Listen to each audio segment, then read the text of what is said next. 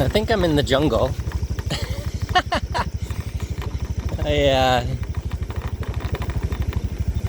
I went to a monkey. I wouldn't say it was a sanctuary, but like a place where you can feed monkeys, and did that. And then I had a friend with me, and then I dropped her off. Whoa!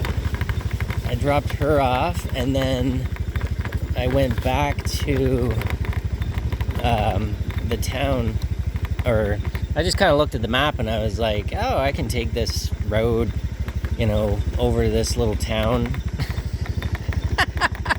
Here I am on my little wee scooter,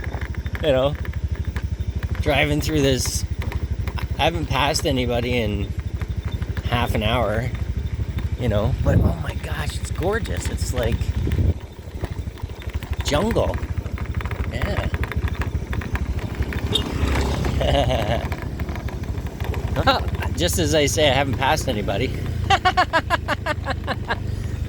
Yeah, look at that. I mean, it's freaking jungle. It's amazing. I love it. Oh, wow. These are the adventures that, you'll always remember. You'll be like, yeah, I remember when you're going down that road that you thought was like a road. I mean, it is a road, but wow. Yeah. I'm waiting to see like a tiger or something. No, I don't know. I don't think there's anything too crazy here in the Philippines. Like, there's the monkeys. Where we were, I asked the guide that took us around, I asked him if there was any snakes, and he was like, there's like tiny little wee ones or something, but nothing major. I don't know. I don't even know if there's any like scorpions or things like that. I mean, there's bugs, but I don't know if there's anything too crazy here at all, really. Even though it's jungly, like, as you can see. Yeah. And there's these insects. They kind of remind me of the cicada back in Canada. They make that sound in the summer where they get really loud. I think it's that they rub their wings together or their legs together. And there's something here that makes that sound. I don't know if it's a cicada, but anyways. Yeah, I just thought I'd do a little video of going through some random back road in the middle of the Philippines, because why not?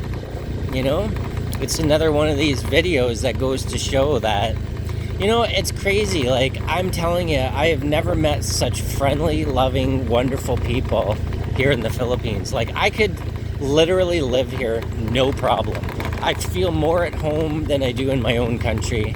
I know I've said that before. I believe I was referencing Mexico, but now I'm in the Philippines, and actually I feel it even stronger here, to be honest. I mean, people are they're just living, right? I mean, look, it's just, I don't know, nothing. I actually had this conversation this morning with a lady when I got a coffee in the town where I'm staying, and I was like, it's just so simple, everybody's just living simply here.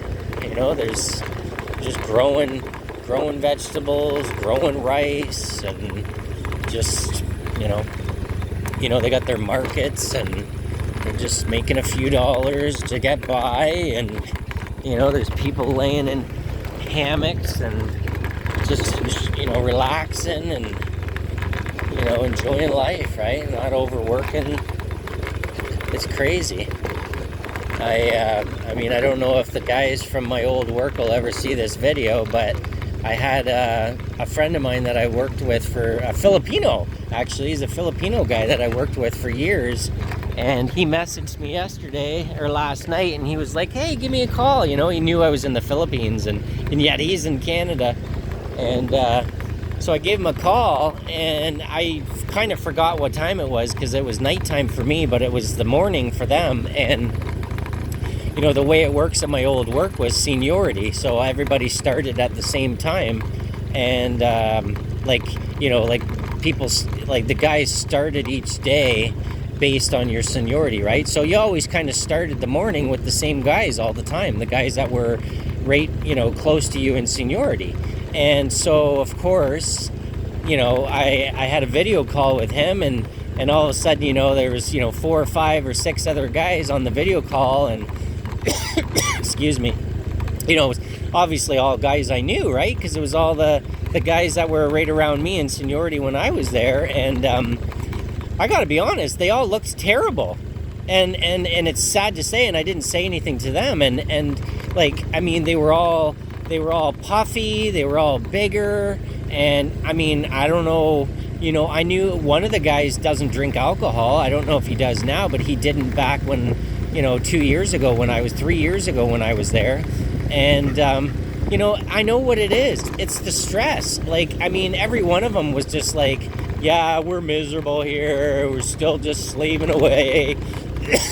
And I'm just like, I don't even understand. Like, I just don't understand. Like, if they only knew that, you know, not to brag, but I mean, you could come to another country like the Philippines or Asia somewhere, and you can live like a king off of peanuts. You know, like, you know, they all have some money in savings or have a house or something, and they think that they have to work till they're 65 and then get their pension and all that shit, right? And it's like, you don't have to. Like, you don't. That's the thing. You don't realize that, you know, in Canada, it might cost you, say, for example, I don't know, you know, $10,000 a year to live or something, for just as an example.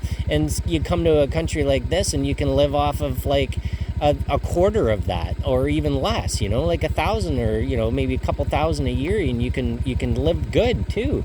So it's really crazy that it's crazy that people don't realize that they could stop working and live life now. Anyways, I'm going to end this video because I got to see where I'm going.